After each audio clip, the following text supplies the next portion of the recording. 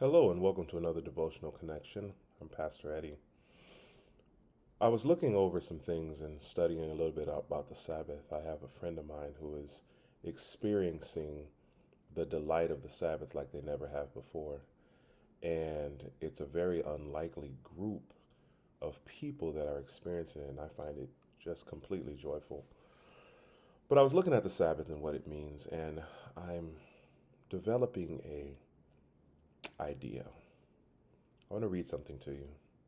It comes from Mark chapter 2, verses 23 through 27. One Sabbath he was going through the grain fields, and as they made their way, his disciples began to pluck heads of grain. The Pharisees were saying to him, "Look, why are they doing what is not lawful on the Sabbath?"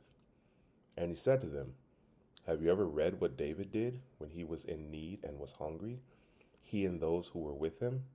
How he entered the house of God in the time of Abiathar the high priest, and ate the bread of the presence, which is not lawful for any but the priest to eat, and also gave it to those who were with him. And he said to them, The Sabbath was made for man, not man for the Sabbath. So the Son of Man is Lord even of the Sabbath."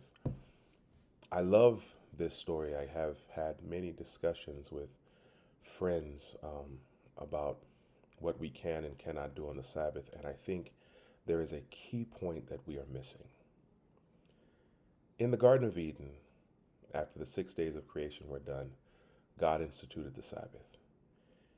When we were perfect, when the world was perfect, before sin had fallen, he still had instituted the Sabbath, which means that the Sabbath had more to do with relationship with his children than rules and regulations.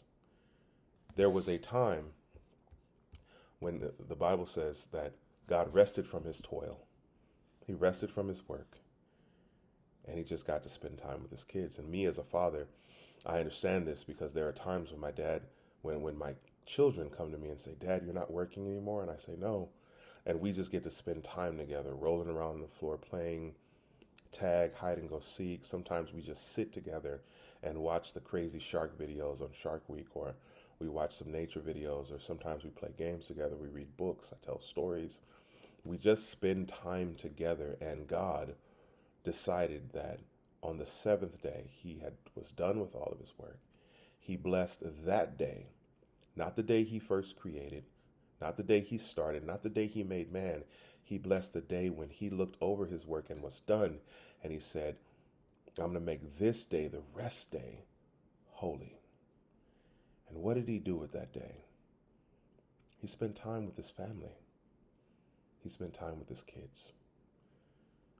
That is what the Sabbath is about. And I'm developing a theory. It's not new. I'm sure other people understand it. But so many times we get caught up in the rules and regulations of a thing, what we can and cannot do. We have forgotten what the Sabbath is about. It's not just about recharging. It's not just about resting. It's about reconnecting with the Creator. It's about the relationship with him. And if we needed it even in our perfection, can you imagine how much more we need it now? And what family dinner is not best without all the family there?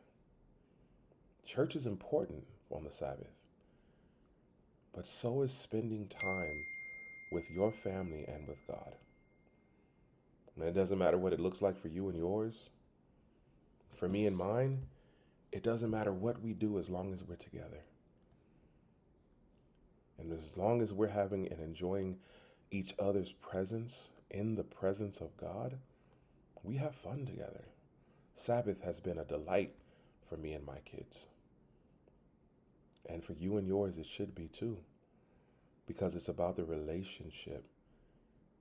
Everyone knows you need to plug your phone in, or else it's going to eventually go out. Yes, we need restoration. Yes, we need rest. But don't ever, ever overlook and ever forget that when we were perfect, we still needed connection. We still needed the relationship with the Almighty. So I encourage you today, this Sabbath, when it comes, focus on the relationship with others, the relationship with your family, the relationship with you and God. Let that be the focal point of the Sabbath, not the rest. For me, not the work. Let it be focused on restoring, reconnecting the relationship between you and the Most High God. I'll talk to you again soon.